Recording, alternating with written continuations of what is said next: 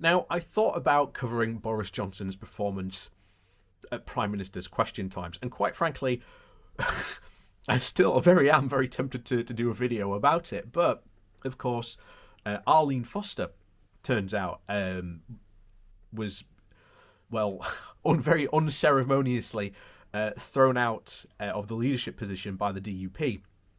And this is somewhat not surprising. This had probably been on the cards for quite some time, because Arlene Foster and the DUP were massive supporters of Brexit. They swallowed the lies of the Brexiteers, and especially the hard Brexiteers, who were telling them constantly, "Oh, don't worry, Northern Ireland, we'll protect you. We've got your back. We won't let the EU pull you keep you in their clutches. We'd go to the wall for Northern Ireland." And that was literally only maybe a year ago you heard the hard Brexiteers making that promise. And yet, just as a year ago, we said the exact same thing, that sooner or later, Boris Johnson is in a position where he literally is surrounded with people with his backs to him, and Boris Johnson has the knife ready to stick all these people in the back. And so far, he's done it to the fishing industry. He's definitely done it to the DUP. Question is just, who does he do it to next? Because Boris Johnson, he has betrayed his way to the top, and we've seen in his psychologically that he thinks other people are just as willing to backstab him. So far better to be the backstabber than the backstabbee, shall we say. So today we're going to jump into, quite frankly, all this, because it's a Brexit mess. And like I say, Arlene Foster has been completely thrown under the Brexit bus. It's not surprising, the writing was on the wall from the very beginning. So, before we jump into today's article, please do remember to hit that like, share and subscribe button. And of course, down below there is a link to my Patreon page, as well as a one-off donation link called Buy Me a Coffee, where you can also now join the coffee club. And of course, thank you very much to all the people who do support me that way. So, there we go. This comes from The Guardian, and the title is "Arlene Foster has been thrown to the wolves by Johnson's Brexit games." If 23 out of your 27 devoted Assembly members, plus 4 of your 8 Westminster MPs, along with lots of your local councillors and party members, have signed letters calling on you to resign, then politically speaking, you are already toast. This was Arlene Foster's unhappy fate, duly confirmed today. For the Democratic and Unionist Party, leader of the Northern Ireland First Minister, Democratic and Union leader and Northern Ireland's First Minister, this is now the end of her road. Foster's outing has many causes, and it will also have many consequences. It is also an event without local precedent. Remarkably, the DUP has never in its history had a leadership contest, nor of course has its rival Sinn Féin. The DUP's No Surrender founder, Ian Paisley, led the party into a power-sharing government without being seriously challenged. His successor, Peter Robinson, survived a marital crisis without losing his grip on power over his socially conservative party. Foster also toughed out the Cash for Ash, the renewable energy scandal scheme, which shut down the Northern Ireland Assembly for 3 years from January of 2017. So something new is happening in what can only be seen as the unchanging world of Northern Ireland unionism. Viewed in the round, the issue that has brought Foster down and the DUP close to internal panic is the working of the Northern Ireland Brexit Protocol, which creates an Irish Sea border between the region and the rest of Britain, as well as interrupting supplies from Britain. The Irish Seas check drive a wedge into the Northern Ireland Unionist self-identity as part of the UK, and the DUP is terrified that it will lose hegemony whilst Unionist voters are over time on this issue. But Foster's position was also weakened by certain instinct for for practicality that jars with parties of we have and we have hold fundamentals. What she is when she is interviewed, Foster may strike in many in Britain as just another hardliner. Nevertheless, she always opposed a hard Brexit, preferring a quote workable plan. She also backed attempts to make the protocol work. We also will take any benefits that flow from the protocol, she said last December, a position she was forced to abandon as more militant protests began. Foster has now been somewhat more liberal on some social issues, and she has stressed that the DUP has gay members and supporters. Last week, with 4 other DUP members, she abstained on the Assembly motion calling for a ban on gay conversion therapies. In the party that is still dominated by a strict moral conservative Protestantism. This was a complete bold act.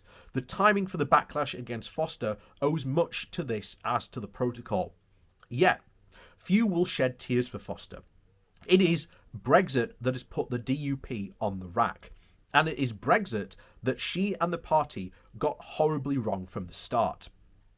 Pure UK sovereignty was always going to be incompatible with the Northern Ireland peace process, into which power sharing was completely hardwired. The DUP should have therefore fought the issue and opposed Brexit, as a majority of Northern Ireland voters unsurprisingly did in 2016.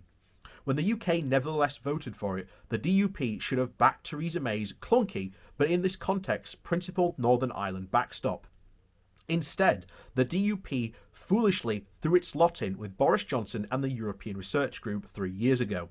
Johnson went to the DUP conference and promised, quote, no British government could or should sign up to a border in the Irish Sea, a pledge he has repeated when he became Prime Minister in 2019.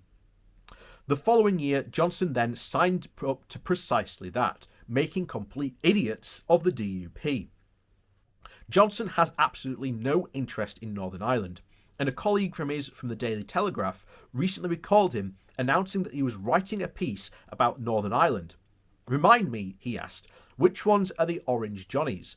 Foster is neither, and nor first and nor the last person to make the error of believing Johnson's lies. But she is learning her lesson now.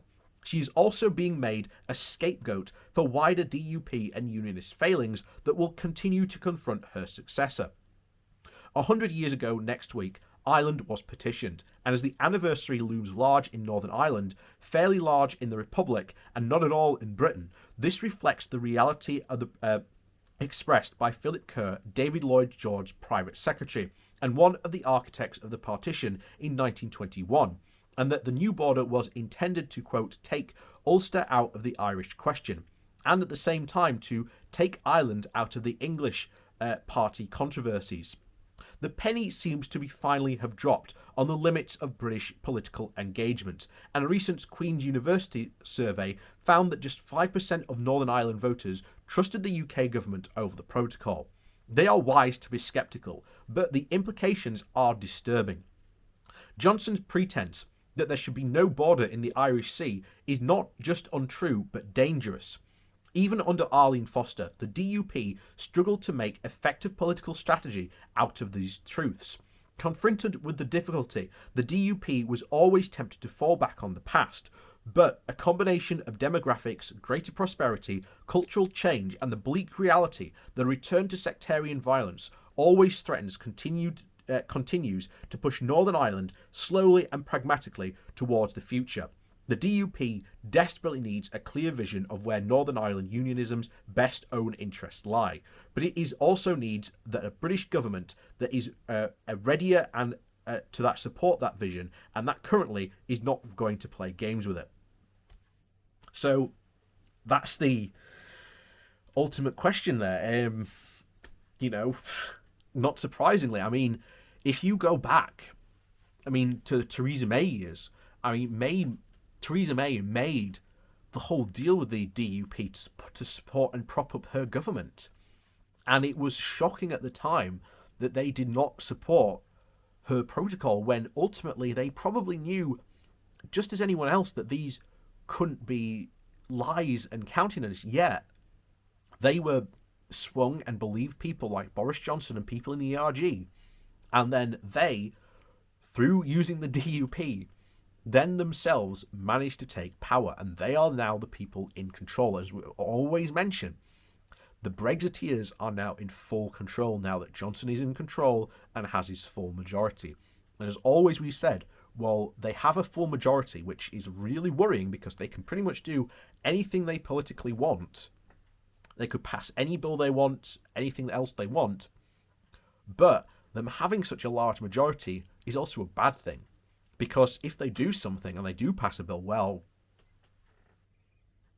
there was no one there to stop them, and then they will be punished electorally for it. And ultimately that is potentially what we might potentially see, obviously in the upcoming general election in 2024, possibly. We don't know. We might even see, obviously, in the coming week, how the local elections might affect it. But as I've said before, very often national issues don't tend to affect the local issues so much.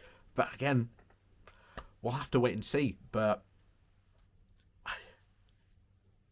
it's so bizarre that you see someone who was so dedicated and believed and drank the influence from Boris Johnson and the ERG and all the hardcore Brexiteers, and the second they got into power, they threw not only Arlene Foster but the entire DUP onto the bus, and to quote that line there, make them look like complete fools and idiots. So, thank you for watching. Please remember to hit that like, share and subscribe button. And of course, down below there is a link to my Patreon page, as well as the Buy Me a Coffee link as well. And as always, thanks for watching, and we'll see you all next time.